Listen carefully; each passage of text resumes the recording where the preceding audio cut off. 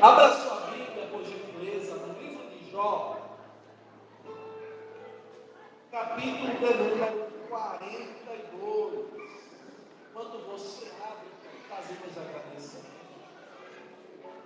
Eu agradeço primeiramente a Deus, porque Ele me salvou e me fez um crente e me deu a oportunidade de ser um pregador do Evangelho. Muito obrigado, pastor Jackson Lima, por essa oportunidade de eu poder estar aqui com essa banda top, essa banda maravilhosa.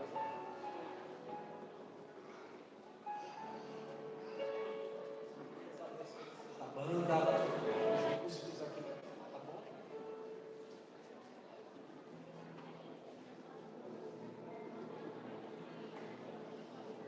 Meu amigo, pastor Rafael, Ismael Manelli, e todos aqui presentes, tá bom? Esse evento, eu não vou demorar muito, eu só quero o máximo da sua atenção.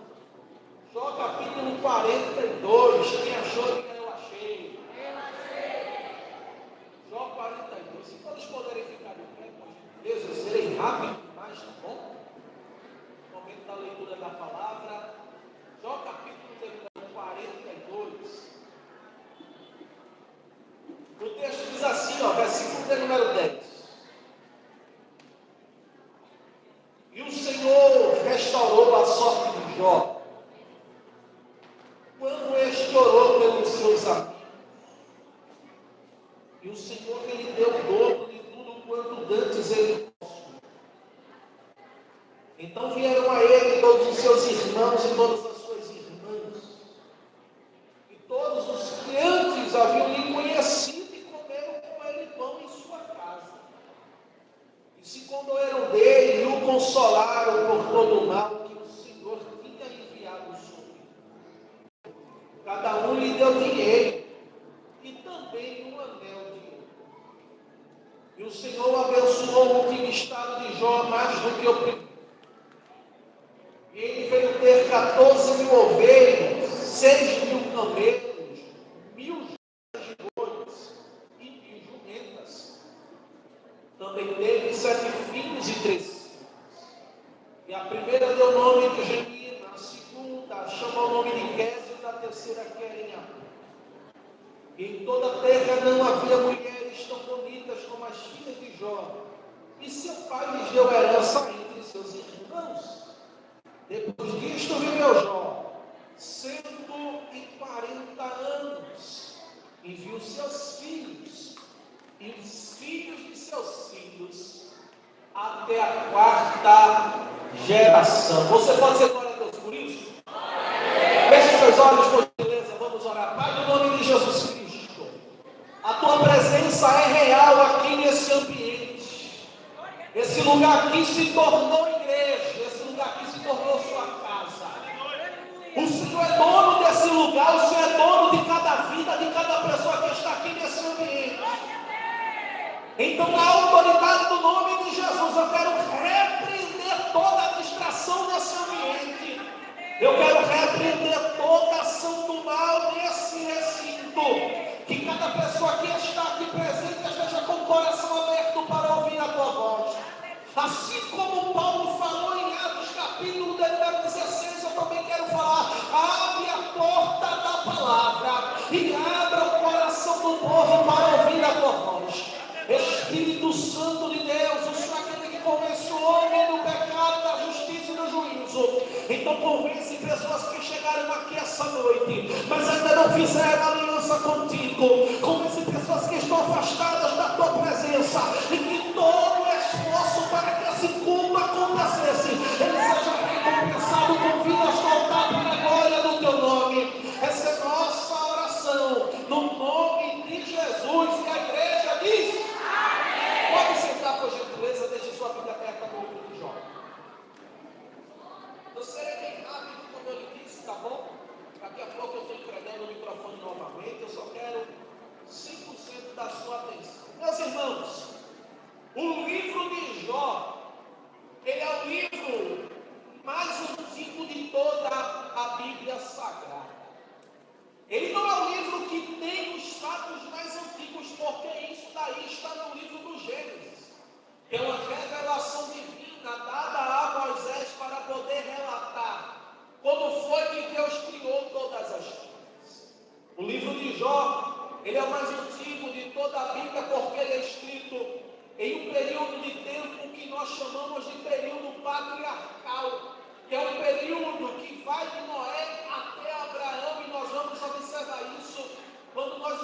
observamos alguns costumes do livro de Jó pela Bíblia Sagrada. A história de Jó, ela é uma história bastante conhecida. Não precisa você ser pastor, não precisa você nem ser crente, para pelo menos uma vez na vida ter ouvido a história desse homem por nome de Jó. Um homem que era crente, um homem que era rico, um homem que tinha família, um homem que tinha saúde, mas de repente esse homem perde a saúde, esse homem perde parte da família, esse homem perde sua riqueza, mas mesmo assim ele continua crente. É por isso que a história de Jó, juntamente com a história do profeta Jonas, filho de Amitai, é uma história bastante criticada por aqueles que são céticos da Bíblia Sagrada. Eles afirmam que é impossível um peixe engolir um homem. Também eles afirmam que é impossível uma pessoa passar por aquilo que Jó passou, viver aquilo que Jó viveu, sofrer aquilo que Jó sofreu e mesmo assim continuar crente. Eu até compreendo a fala daqueles que são céticos da Bíblia Sagrada, porque eles querem entender Deus pela sua razão, e Deus, ele não pode ser entendido pela razão. Deus, ele é entendido pela fé, e quem vive pela fé sempre vai ser diferente de quem vive pela razão. Pastor, dá um exemplo de quem vive pela razão, é diferente de quem vive pela fé. Quem vive pela razão, se ele ficar doente, ele não dá glória porque ele está doente. Se ele ficar desempregado, ele não dá glória porque ele está desempregado. Se alguma coisa acontecer de ruim, ele desacredita de Deus porque alguma coisa está acontecendo de ruim. Mas quem vive pela fé é diferente. Quem vive pela fé, se ele estiver enfermo, ele dá glória porque ele serve um Deus que com a palavra traz a cura. Se ele ficar desempregado, ele dá glória porque ele serve um Deus que é providência e com porta aberta, com porta fechada, esse Deus continua cuidando dele, da sua casa, nos mínimos detalhes. Eu até compreendo. Eles afirmam que a história de Jó, ela não pode ser real. Porém, quando nós observamos a Bíblia Sagrada, o texto que vai nos mostrar, havia um homem na terra de Uz, cujo nome era Jó. Alguns detalhes na introdução da mensagem para que você entenda. Havia um homem na terra de Uz, cujo nome era Jó. A terra de Uz, que era uma terra localizada próximo do sudeste da Arábia naquele momento, era uma terra altamente contaminada pela influência da Mesopotâmia e por conta da idolatria que permeava naquela região. Alguns historiadores, alguns comentaristas chegam a afirmar que no tempo que a história de Jó era narrada, a idolatria ela era tão grande que era cerca de 10 deuses para cada habitante daquela região. No tempo que a história de Jó era narrada, alguns acreditavam no Deus do sol, no Deus da chuva, no Deus da terra, no Deus da lua.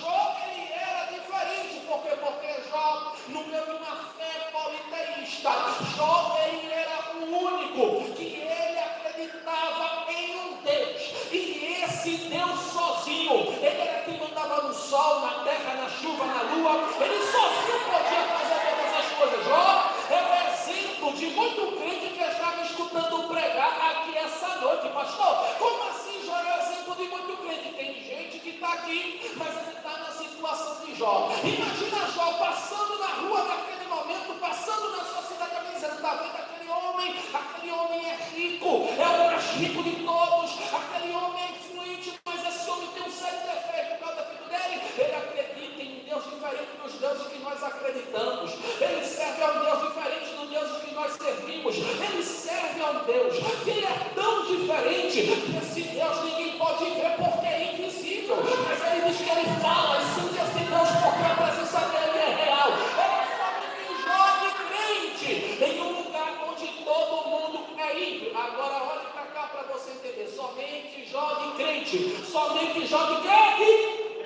Somente Jó de crente. Em um lugar onde todo mundo é ímpio. Parece o seu contexto ou o contexto de alguns. Já reparou que de vez em quando Deus permite que situações semelhantes a essa aconteça? É só você de crente. Muitas vezes em uma casa onde todo mundo é ímpio. É só você de luz. Em uma rua onde quase todo mundo é trevas. É só você de crente. Em um ambiente de trabalho aonde todo mundo é incrédulo. E por que é que Deus permite isso, pastor?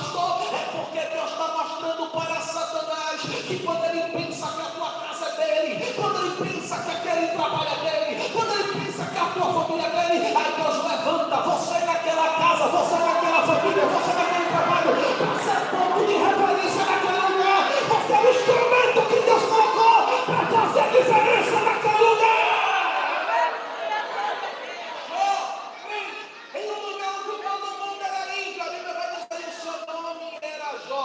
Você já estudou a etimologia do nome Jó? O nome Jó quer dizer aquele que foi perseguido. Olha o contexto da vida de Jó. Jó foi perseguido até demais. Ele é perseguido pelo diabo.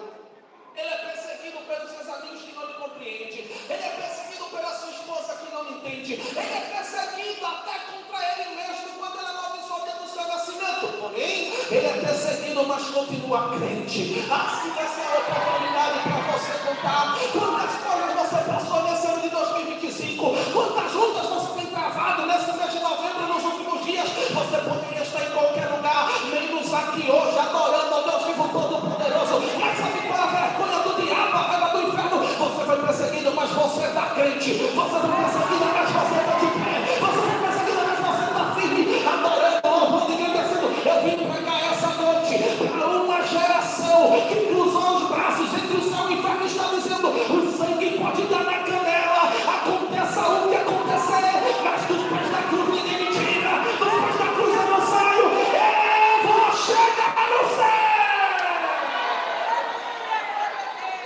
Jó é crente, Jó é perseguido, mas Jó continua na presença. A Bíblia vai descrever a riqueza que Jó tinha. Jó era tão rico que a Bíblia vai dizer que esse homem tinha cerca de 3.000 camelos. Irmão, se fosse hoje, cada camelo é equivalente a um caminhão. Imagina o tamanho da frota que esse homem, por nome de Jó, ele tinha. A Bíblia vai dizer que ele tinha cerca de 7.000 ovelhas. Se fosse hoje, as melhores roupas eram de Jó, os melhores vestidos das filhas de Jó, da mulher de Jó. A Bíblia vai dizer que ele tinha cerca de 500 libras de boi. Imagina o tamanho da fazenda desse homem com 500 libras de boi. Esse homem era muito rico, esse homem era próspero, mas a Bíblia Sagrada vai nos demonstrar que a maior riqueza que esse homem tinha não eram os seus camelos, não eram as suas ovelhas, não eram os seus bois. A maior riqueza que esse homem tinha era a sua família. Por que eu estou dizendo isso, pregador? Porque quando acontecia um aniversário de um filho de Jó, e os filhos de Jó faziam um banquete, Jó corria para o altar, armava o altar e começava a interceder pelos seus filhos perante o Senhor. Você nunca vai ver Jó armando o altar por conta dos camelos, por conta das ovelhas, mas ele ergue o altar e ora pelos seus filhos. É aqui que eu compreendo aquela frase que diz: família é o seu maior patrimônio. Por quê? Porque carro é bom, mas você não leva para o céu. Dinheiro é bom, mas você não leva para o céu. Mas hoje à noite eu vim pregar a palavra que diz: creia no Senhor Jesus e será salvo tu e toda a tua casa. Só prepara o altar e ele começa a interceder pelos seus filhos. Ele está tudo bem, uma maravilha. Jó tem o seu comércio, Jó tem sua casa, mas certo dia o texto vai dizer que ocorre uma reunião, alguns filhos de Deus vieram se apresentar perante o Senhor, e entre eles também veio Satanás. Essa expressão, os filhos de Deus vieram se apresentar perante ele, isso daqui trata de um conselho onde Deus está reunido com os seus anjos. Entre eles também veio Satanás. É interessante isso, porque até o diabo tem que prestar contas para o Senhor. E nessa reunião Jeová vai perguntar: de onde veio? E o diabo diz assim: eu vim te rodear a terra. Aí olha só, Jeová colocando em volta o assunto principal da reunião: viste o meu servo Jó, um homem reto, fiel, temente a mim, e que se desvia do mal, e não há na terra outro semelhante a ele. Agora olha para cá para você entender. Não é Jó que está dizendo eu sou crente, não é Jó que está dizendo eu sou fiel, mas é o próprio Deus, o soberano, que está dizendo: ele é temente a Deus, ele é fiel, ele se desvia do mal. Não precisa você se preocupar com a opinião de alguém ao teu respeito. Existe um Deus no céu que Ele te conhece melhor do que você mesmo. Me ajude a pegar essa noite, por gentileza. Segura na mão dessa pessoa que está do seu lado. Segura na mão dela. Se ela não quiser pregar, finge que não está vindo e prega do mesmo jeito. Agora diga assim para ela: Deus conhece você melhor do que você mesmo. Deus conhece você melhor do que você mesmo. Quantas vezes você disse que ia parar e não parou, e eu desisti, não desistiu, e se desviar e não se desviou? Por quê? Porque existe um Deus que conhece você muito mais.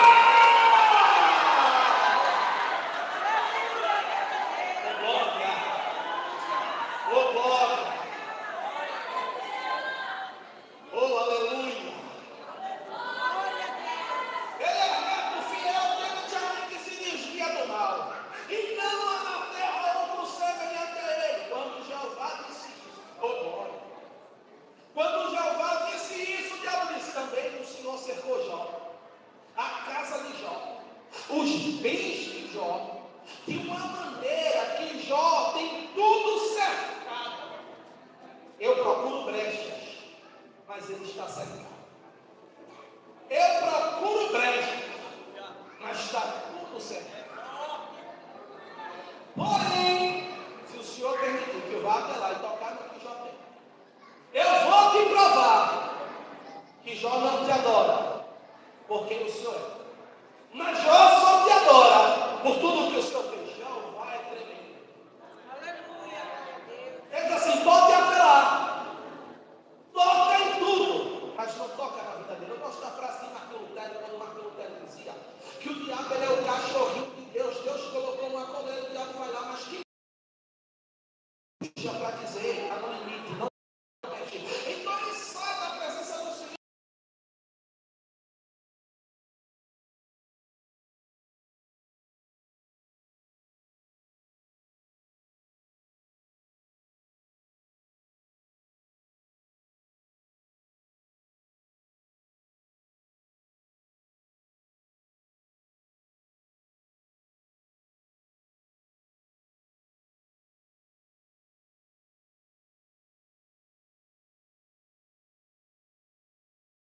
Caiu fogo do céu, queimou as ovelhas, servos morreram, seus cafés para trazer a notícia. Irmãos, imagina só, em um único dia, o homem perder toda a riqueza que ele tem. Em um único dia, o homem perder toda a financeira, todo o seu patrimônio. Quando já pensou que só tem perder a financeira, veio outro.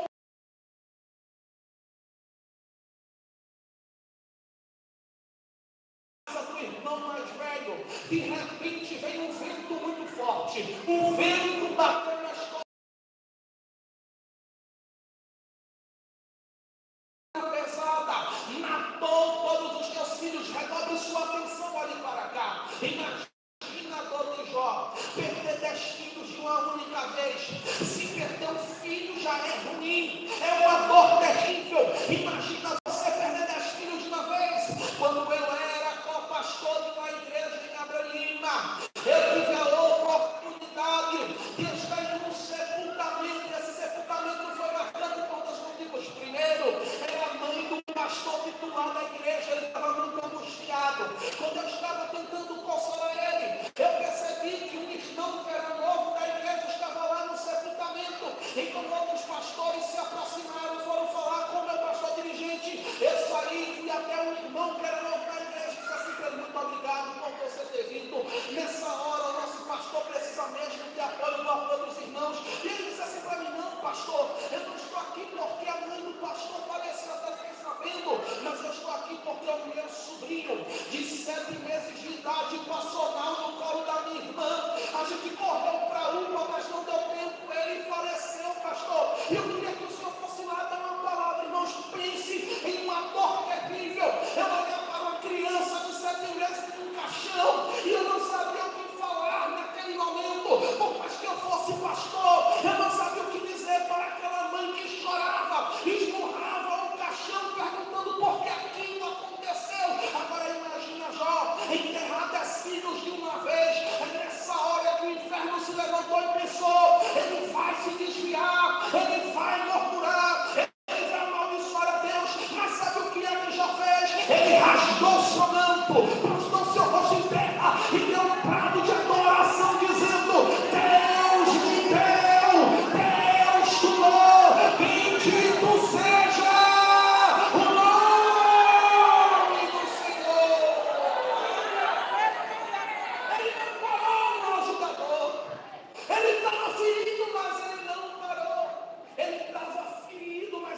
continuou firme. A proposta de Deus essa noite para a sua vida é: será que você pode me adorar no meio dessa prova? Será que você consegue me adorar no meio dessa luta?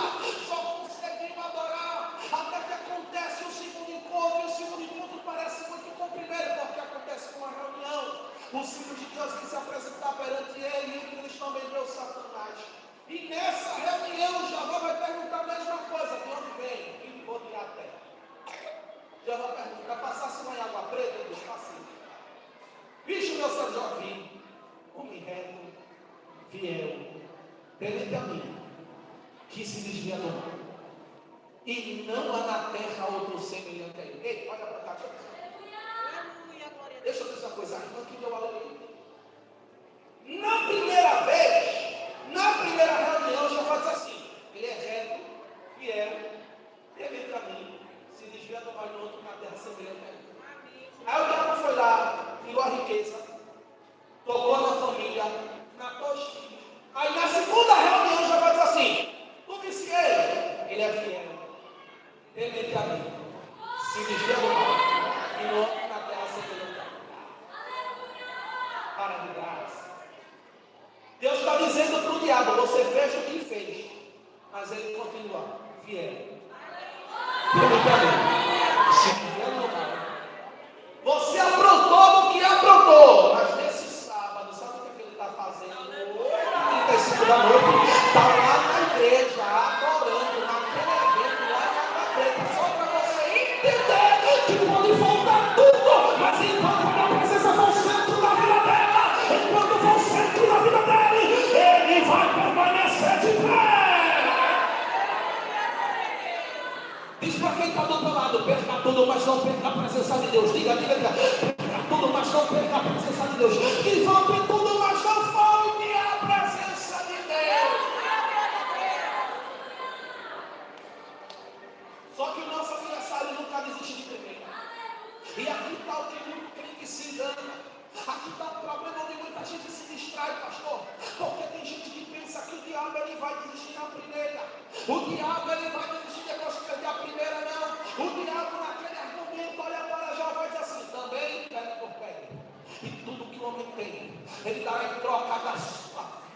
O que o diabo está dizendo é: se eu tocar na saúde dele, eu vou te provar que eu estava certo na primeira tese. Se eu tocar na saúde dele, eu vou te provar que ele não te adora por aquilo que o Senhor é, mas ele só adora por aquilo que o Senhor faz. Jeová, ele é tremendo. Olha só o que Jeová vai dizer: pode até lá, toca na saúde dele, mas poupa-lhe a vida dele. Irmãos, a Bíblia vai dizer, a Bíblia nos diz, melhor dizendo, que o diabo ele saiu da presença do Senhor para poder atacar a saúde de Jó. Veja só o quanto isso é grave. O diabo saiu da presença do Senhor para atacar a saúde de Jó. E ele atacou de que forma, pastor? Eu sei que quando nós falamos a respeito de Jó, do sofrimento de Jó, nós imaginamos o que? Aquilo que está ao alcance da nossa mente. Quem? Uma pessoa que você foi visitar no hospital, uma pessoa que você passou no evangelismo, você viu lá na cama do hospital uma pessoa que estava numa situação difícil, mas com respaldo da Bíblia Sagrada, eu quero lhe convidar a imaginar a situação que Jó estava. Exemplo, Jó, capítulo verso 7, o texto vai dizer que o diabo feriu Jó com tumores que ia nos seus pés até o alto de sua cabeça. No capítulo de número 7, verso de número 5, depois você lê em casa, a Bíblia vai dizer que vermes faziam-lhe nas feridas que se abriam do corpo de Jó. No capítulo de número 9, verso de número 9, a Bíblia vai dizer que a visão de Jó começa a escurecer. No capítulo de número 19, a Bíblia vai nos informar que o hálito de Jó era tão terrível que a mulher de Jó não queria ficar perto dele e que os irmãos de Jó se afastavam dele. Capítulo 16, verso 16, o texto vai dizer que Jó agora começa a ter uma febre terrível. No capítulo 30, no verso 30, a Bíblia vai dizer que Jó ele tem uma constante febre alta e que Jó agora está parecendo um cadáver. A mulher de Jó, quando viu ele naquele estado, perdeu as finanças, perdeu os filhos, perdeu a saúde, olhou para ele e fez uma indagação que é lógica. Ela olhou para Jó e disse assim: Jó, até quando você vai ser fiel a esse Deus? Até quando você vai reter a sua fidelidade? Aí olha a resposta de Jó: você fala como se fosse uma louca, aceitasse o bem de Deus com prazer, e o mal não queres tu aceitar. O que Jó está nos ensinando essa noite é a situação daquilo que eu estou vivendo, daquilo que eu estou vendo, não pode alterar a minha fé. Segura que eu vou ter que falar. Sabe qual dos problemas da nossa geração? É que por muito menos do que isso, não quer mais ir para a igreja, sai do grupo de departamento, não fala mais com o pastor. Mas eu me lembro do profeta Abacuque, no auge da sua visão da Babilônia invadindo Jerusalém. Abacuque compôs um hino e começou a dizer: ainda que a figueira não floresça, o fruto da oliveira minta, as ovelhas sejam arrebatadas dos currais, você vai se desviar, Abacuque, não. Eu todavia me alegrarei em ti, e te exaltarei pela minha salvação. Eu queria saber se aqui em Água Preta tem pelo menos 30 crentes aqui nesse evento que está na prova, mas está adorando, está no vale, mas está adorando. Eu vou dar um minuto só para você encher essa casa de adoração.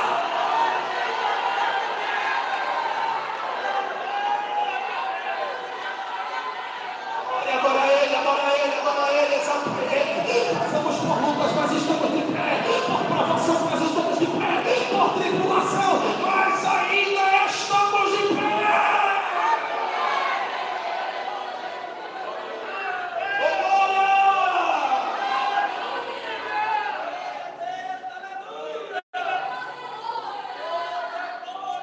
Se o diabo pensou que iria escutar o teu grito de desespero, ele está enganado. Essa noite aqui só tem grito de quem é sobrevivente.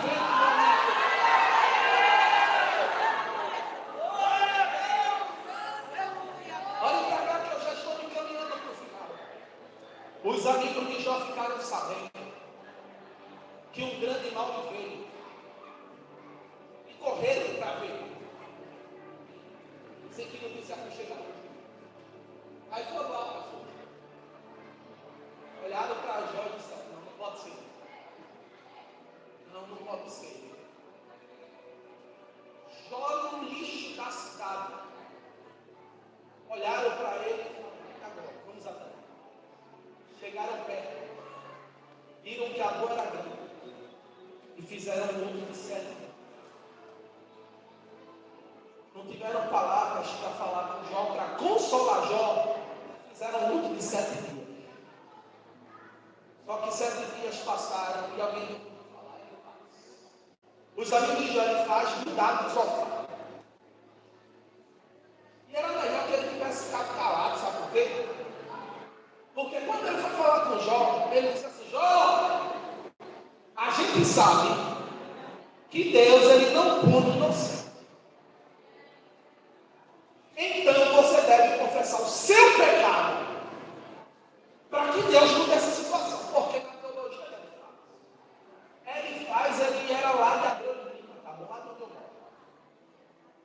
E lá tem um tipo de gente que ele faz. Como assim? Se ele vê um crente passando de prova, ele não é pecado. Porque tem gente que é assim, né? Você não pode passar uma prova e diz: tem um problema no meio da família, não regozinho, rapaz, isso deve ser pecado. Mas o que eu vou dizer? Nem toda prova que passa se não é pecado. Nem todo vale que um crente passa se não é pecado. Aleluia, glória a Deus. Normalmente nós tipos de provações na vida do crente. Tem aquela provação que é consequência das nossas escolhas erradas. Tem aquelas provações que são consequência de nossos próprios atos. Quer ver uma coisa? Eu vou pegar leve, tá bom? Eu vou pegar bem leve. Quer ver uma coisa? Você vai fazer um negócio no carro. Você dizer a sua esposa, aí depois o carro quer. Ela olha para você com aquela cara e diz assim: tá vendo? Pediu para mim. Você foi procurado. Tem provas que acontecem porque a gente vai lá e procura, mas tem provas que o próprio Deus nos coloca nela para glorificar o nome dele. Como assim, pastor? Sua prova na minha prova. Veio agora na minha mente Mateus capítulo número 4, aquele texto da tentação de Jesus é maravilhoso, pastor Rafael. Porque diz que Jesus é batizado no deserto. Depois que ele é batizado no deserto, acontece lá no deserto o que está acontecendo aqui agora em Água Preta, que o céu se abre, o Espírito Santo desce e a voz de Deus é para dizer: Deus aí o meu filho amado. Depois que ele sai lá do deserto,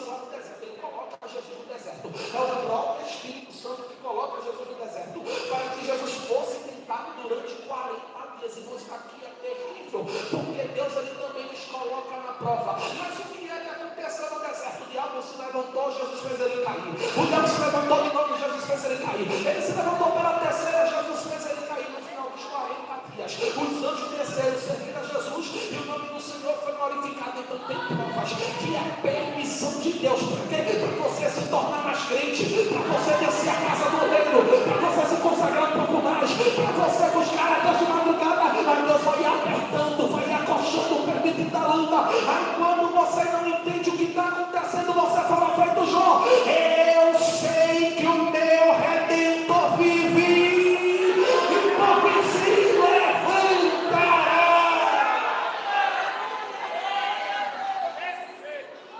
No auge da prova, do vale, acusaram ele de pecado. E Jó agora começa a ficar confuso. Eliú, que vem de longe, olha para Jó, diz assim: ei, nem toda luta é sinal de pecado. Deus tem seus propósitos.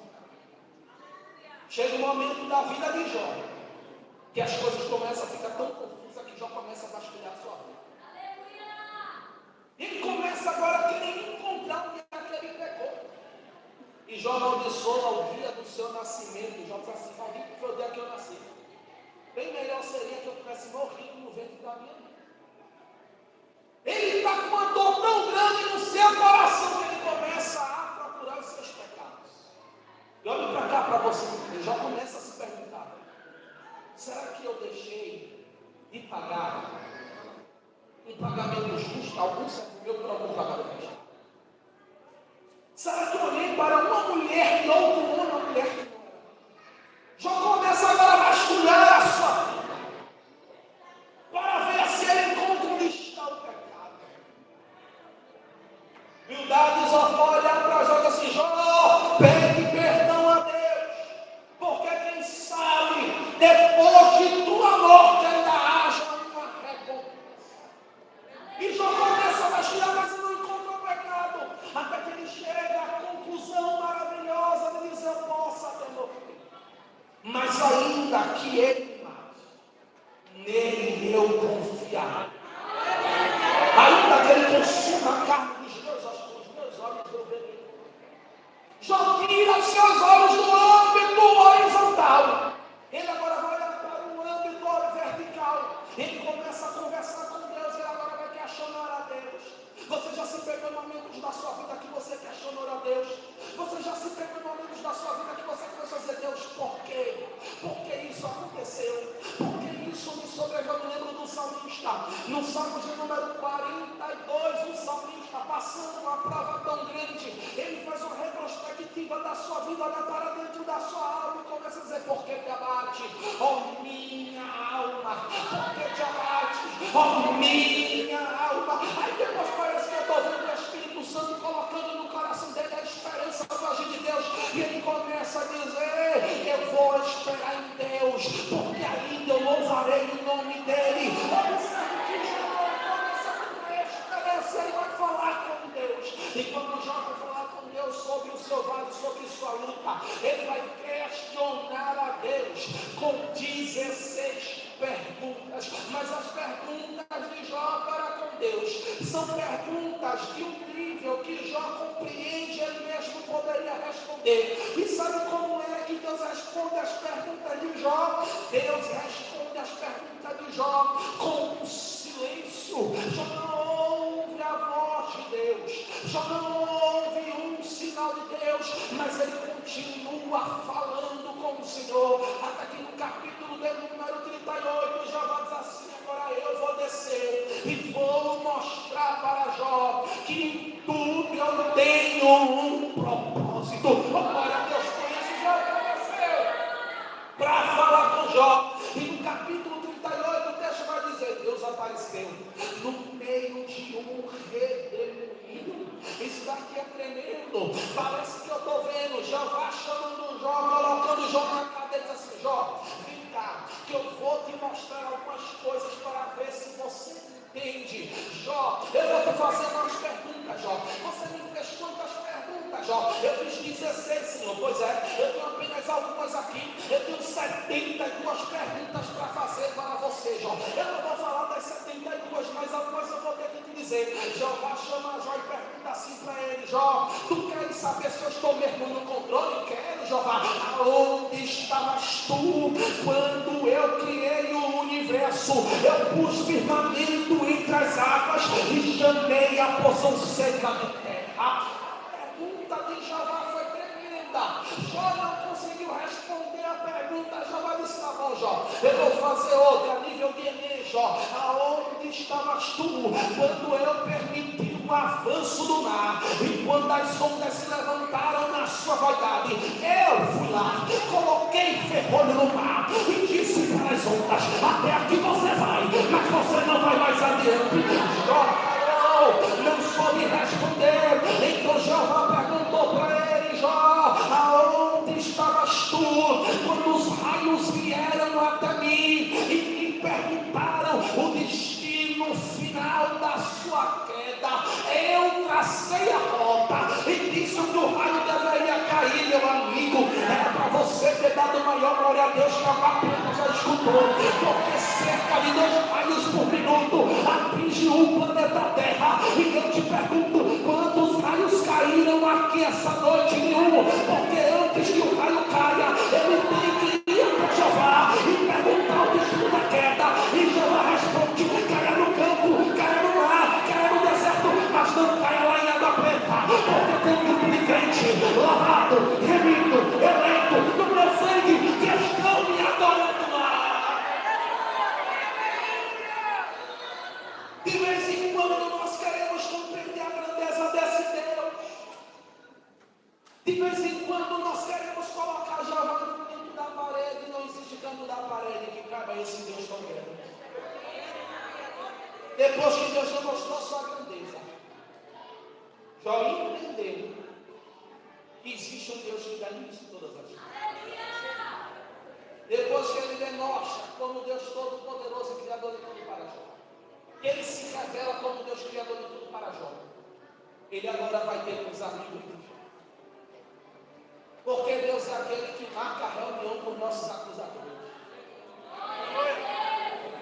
Diz aí que esse crente está do lado, olha para aí com aquela cara de crente salvo e que não tem conta para pagar daqui para fevereiro de 2023. E diz assim para ele: Deus vai prestar contas com os teus acusadores. Diga comigo. Deus vai prestar contas com os teus acusadores. Pode dormir tranquilo, descansar o teu coração, porque vai chegar o momento que Deus vai chamar de um e vai haver uma grande prestação de contas.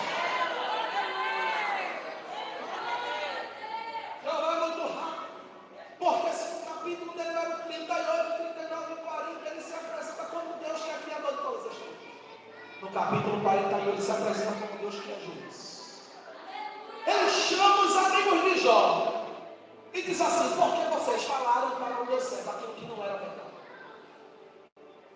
Dos lábios de vocês saiu mentira. Vocês agravaram a situação de Jó. Perante Jeová, os amigos de Jó ficam calados. Como é que vão se desculpar perante um Deus que sabe todas as coisas? E sabe até a quantidade de fio de cabelo que tem na sua cabeça. Eles ficam calados perante Deus. E Deus, como juiz da reunião, vai dar a sentença. E a sentença é a sentença de morte. Mas como Deus era totalmente justo, totalmente misericordioso, Deus vai dizer assim: a sentença é de morte. Mas se meu servo Jó orar por vocês, eu livro vocês. Irmãos, escuta o que eu vou lhe dizer. Capítulo 42, aqui a gente vai encerrar. Jó estava triste, doente, falido, mas Jó nunca esqueceu de como era que se preparava um altar de oração. Fique de pé, por gentileza.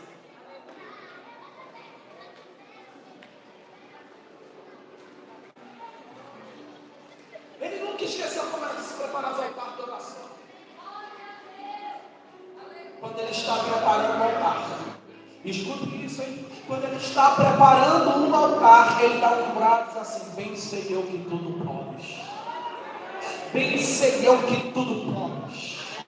E nenhum dos teus planos podem ser frustrados.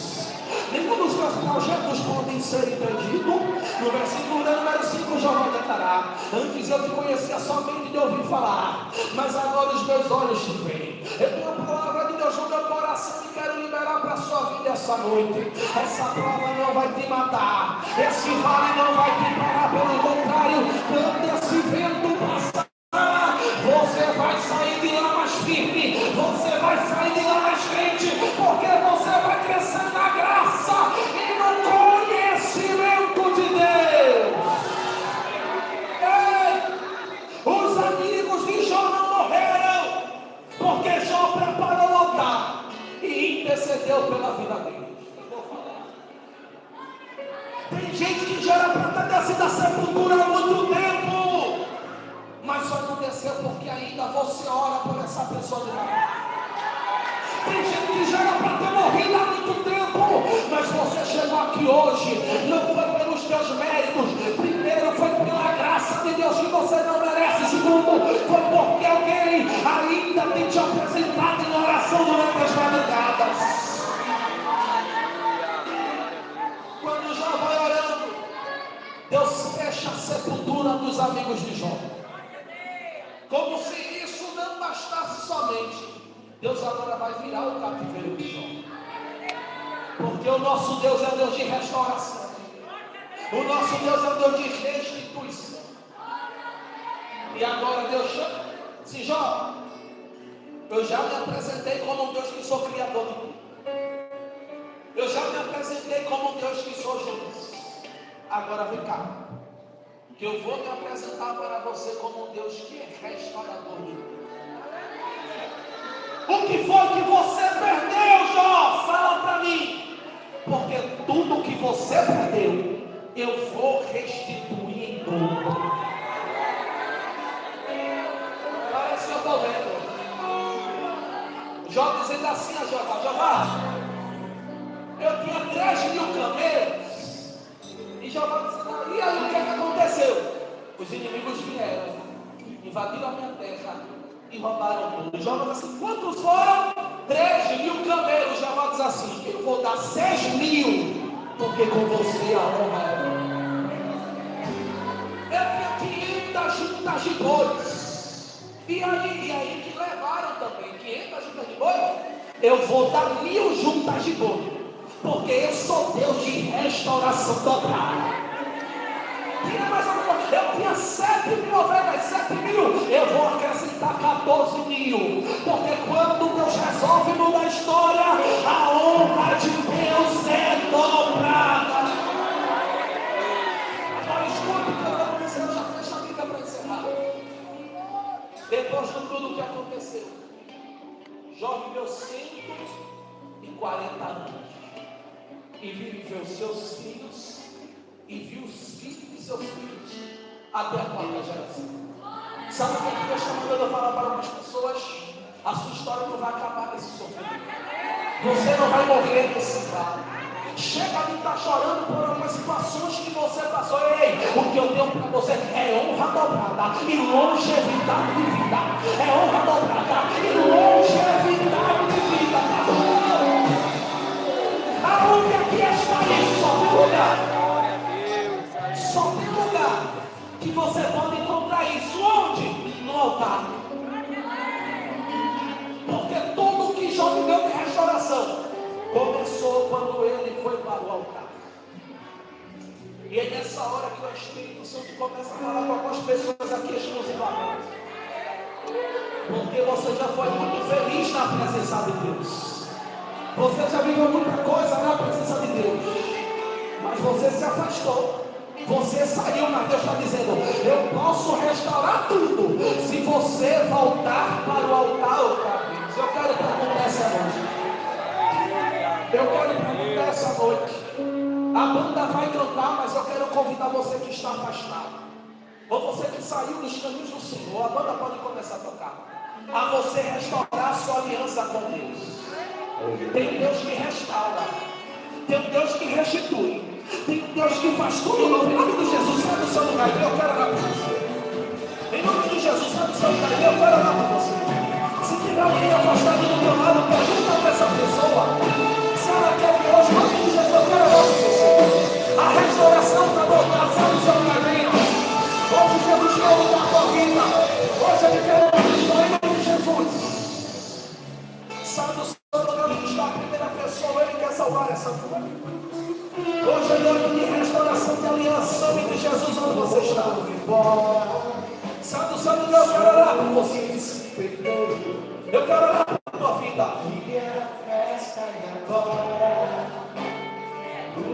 Em nome de Jesus, Ele muda história, Ele muda a vida. Já está vindo a primeira pessoa, é isso? Já está vindo a primeira pessoa. A igreja pode glorificar, a igreja pode glorificar.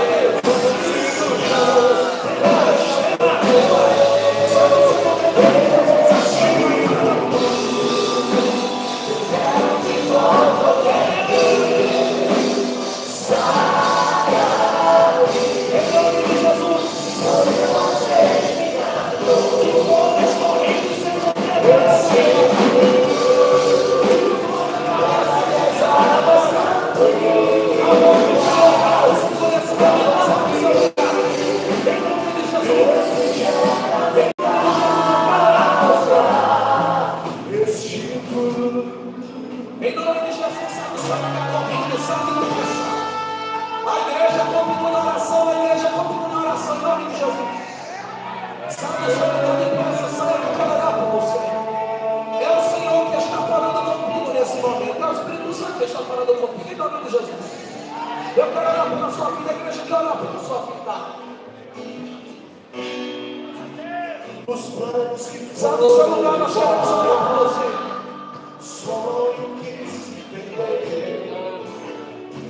Em nome de Jesus, como a gente vem. Isso. Em nome de Jesus, Jesus, alguém acompanha essa organização, essa Deus. Tem mais gente para mim. Tem mais gente para mim. Em nome de Jesus, em nome de Jesus. Eu já tenho a coração. Em nome de Jesus. Se você olhar essa licença, venha para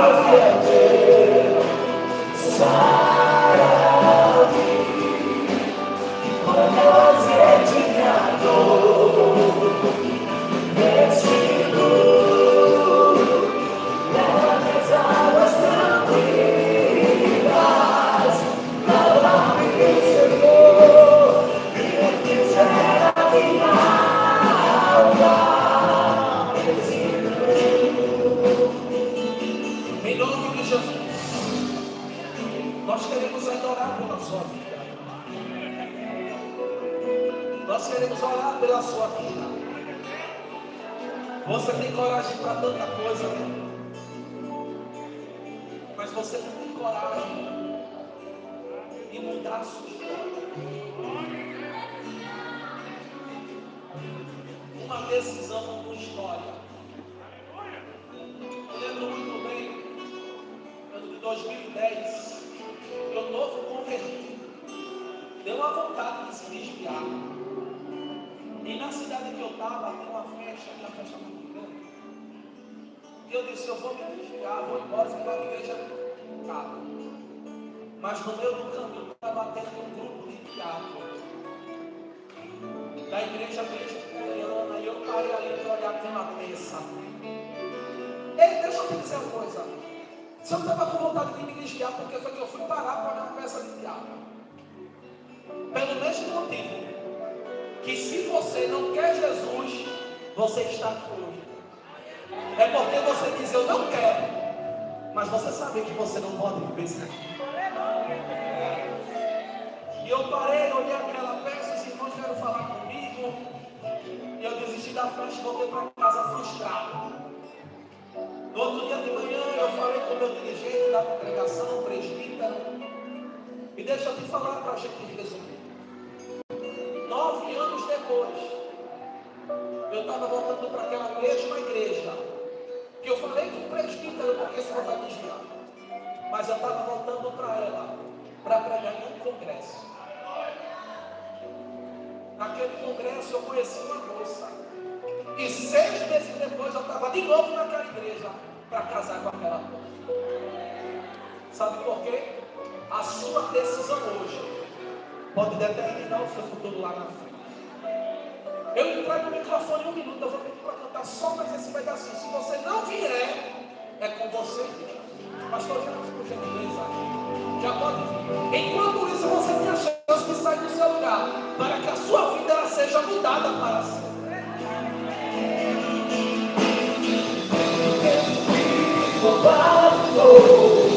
Eu poderá se comparar a tua vida, meu Senhor.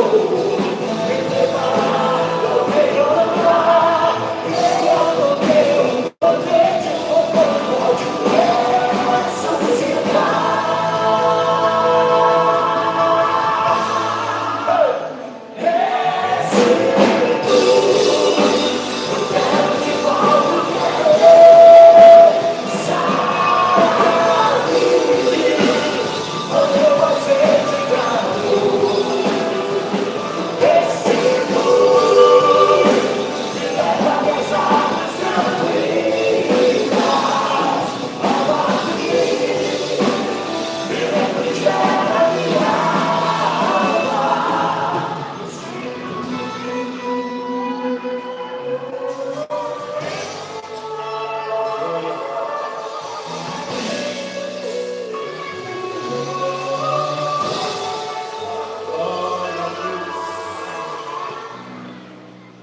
soberano Deus e eterno Pai. Pai amado, Pai querido, dono das nossas almas, dos nossos corações, apresentamos a Ti, Senhor, a vida desses nossos irmãos. Estão abraçados. Entregamos, Senhor, a vida deles a Ti. A Tua palavra foi trazida de forma tão clara nessa noite. E os corações foram alcançados pelo Senhor. Receba-os, Pai, na Tua família. Como temos dito a cada dia na nossa igreja, família, Aliança da Graça, em Cristo somos uma só família. Toma a vida, Senhor, deixa o meu irmão, deixa a minha irmã. Que o Senhor possa firmar os seus passos, abençoando-os poderosamente, derramando paz e derramando graça, Senhor, em seus corações. E que o inferno não vai prevalecer mais sobre a vida desses filhos do Senhor. Sejam assim, meu Deus, tocados, guardados e abençoados na Tua presença em Cristo Jesus. Amém. Bem-vinda de volta à família de Deus. Bem-vindo de volta, meu irmão, à família de Deus. Jesus te ama, aplauda o Senhor.